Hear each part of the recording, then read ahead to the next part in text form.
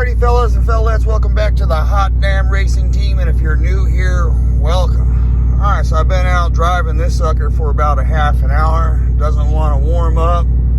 It hates the cold. Alright, doesn't want to do nothing in the cold. It's doing good now. Didn't want to do nothing in the cold. Alright, so here's the situation I got. For the longest time, I've been trying to figure out the oil pressures on my little turbo system deal here. Alright, so most definitely during wide open throttle pumps, I'm getting too much pressure. And mostly everywhere you read and whoever you ask, they say do not put a restrictor on a journal bearing turbo. It doesn't need it, right? Well, need is a big word, okay? So I have a Turbo Smart oil regulator I put on there instead of a restrictor, and that ended up still not working. All right, and so I ended up putting a ball bearing turbo restrictor on there, and that works so far. Wow. All right, we'll go check it out here in just a second. All right. Not as much oil, but enough to keep that journal bearing lubricated and cooled off, for sure. During wide open throttle, the pressure goes way up. All right, here's what it looked like before.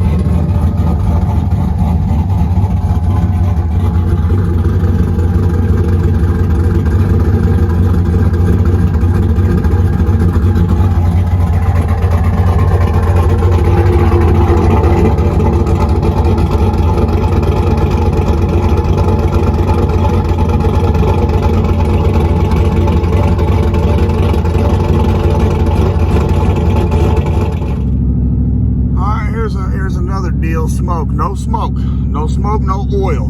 It's perfect. I've been driving around for a good 30-45 minutes now. Pretty happy. Everything's going pretty good. Idle. Fully warm.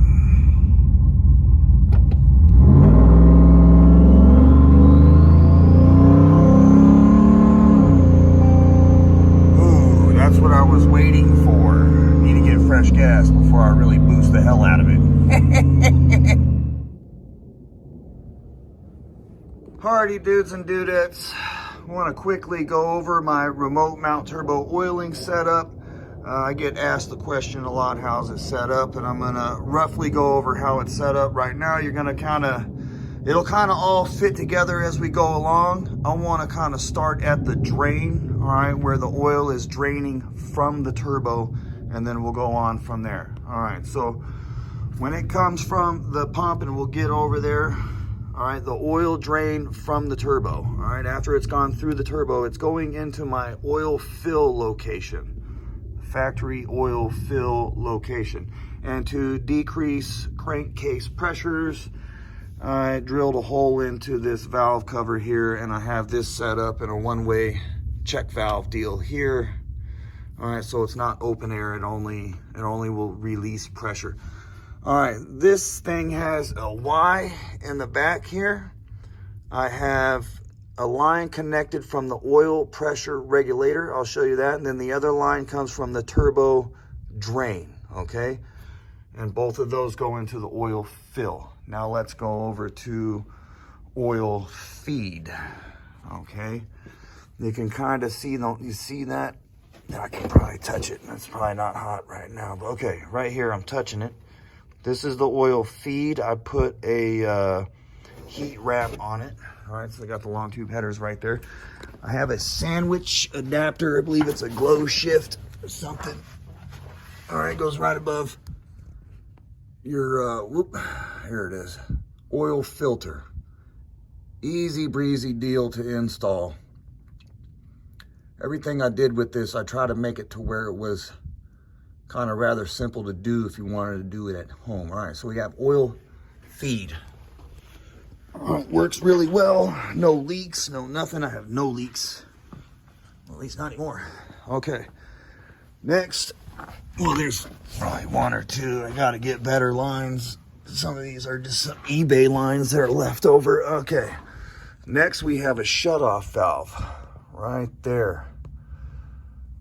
That's for if the truck's gonna sit for a long time, use the shutoff valve, right? Usually this truck will sit for a couple weeks before I start it up. So I have this shutoff valve, you know, just in case. So the oil, you don't want the turbo to fill up with oil as it's sitting there. It'll start leaking out. Here's the oil pressure regulator, Turbo Smart. Okay, the extra pressure is supposed to go back to the engine, all right, through the oil fill location instead of going to the turbo. That didn't fully work. It helped. It didn't fully do the job I wanted to. All right, so, and then I got the feed line going down. All right, here's a return line, but we'll get to that. The feed line goes to a check valve, one-way check valve right there. Okay. Right after that, it goes right to the turbo. Now, I have a journal bearing turbo. I added a restrictor. All right, I ended up talking to some individuals, and they're like, hey, throw a restrictor on it. If you got that high of pressure, they've had that problem before on some other vehicles, and it fixed their little tiny leak problem under wide open throttle and driving around for a while, because the pressure on this truck, it was a lot. All right, so that's going to that too. And then right in, see if we can see it there, right there. Okay, that's feeding to the turbo. All right, that's oil feed, oil drain. Sight glass has been on here for a couple years. For the guys that are new here, it's been on here for years. Okay, it's really thick. It's an industrial glass. It's not just gonna break. It hasn't.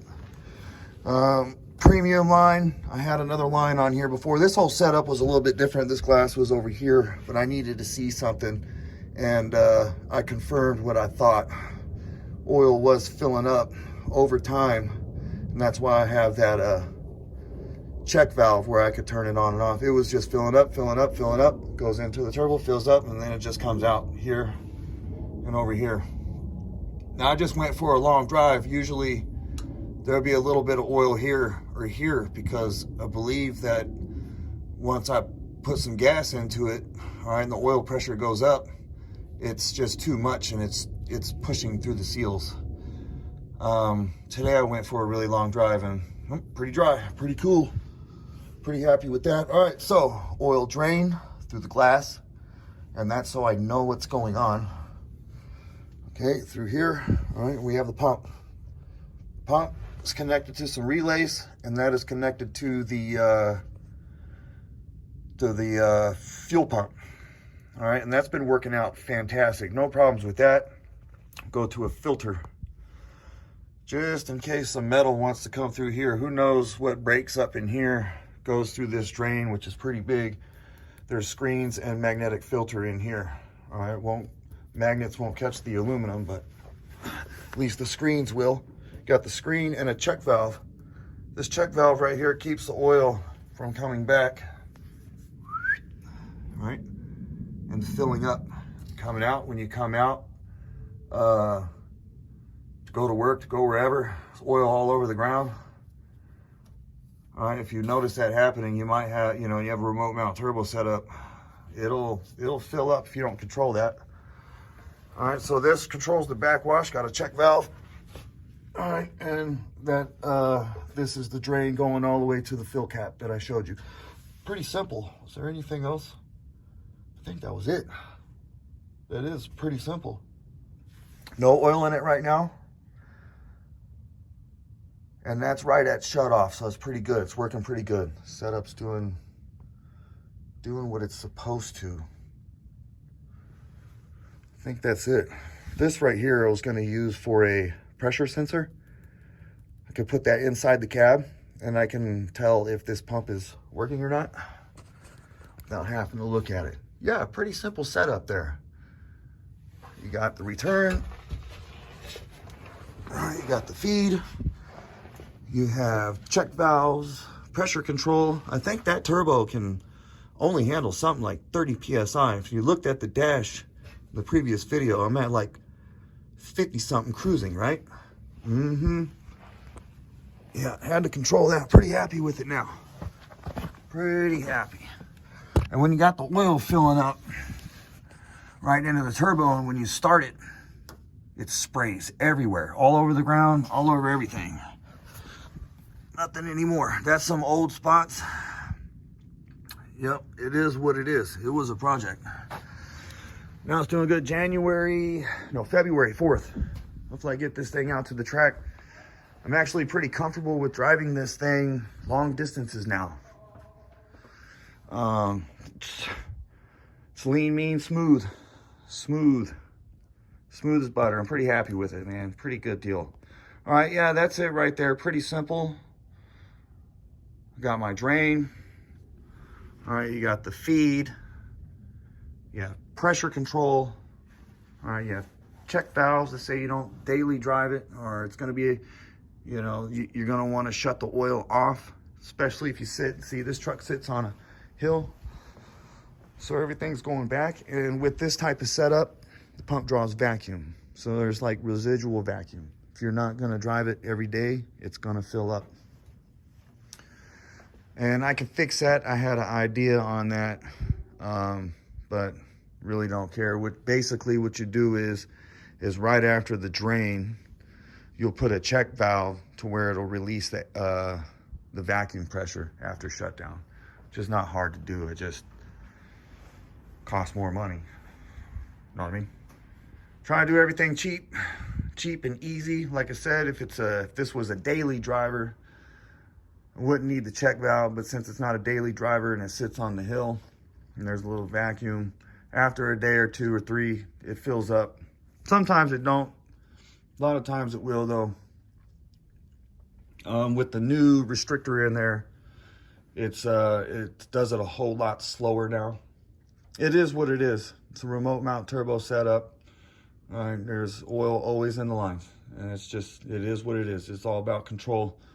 All right, not the easiest thing to do, but it's pretty fun if you're into doing your own thing. You know what I mean? Hot damn hell yeah, you're all the baddest. Get some.